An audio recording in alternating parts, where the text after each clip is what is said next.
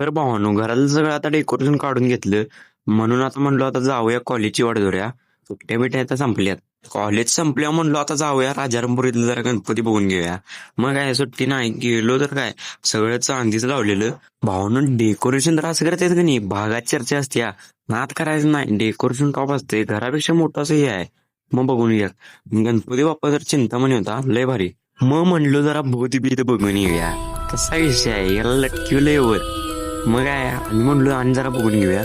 मग गेलो हे बघा याने गळपाच लावून घेतलाय गोवा बिवा केली त्याच्या. म्हणलो जरा बघून घेऊया मस्तपैकी. मग काय भावानं तिथनं गेलो जरा आठव्या गल्लीत. म्हणलो पावनखिंडच हे केलं ते बघून येऊया.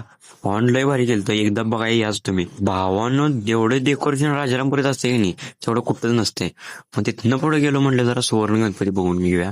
एकदम भारी मूर्ती होती. म्हणलो आता तिथनं पुढे जाऊया हनुमान दालिमेचं बघाय. मग आहे तिथनं गेलो हनुमान दालिमेचं बघाय.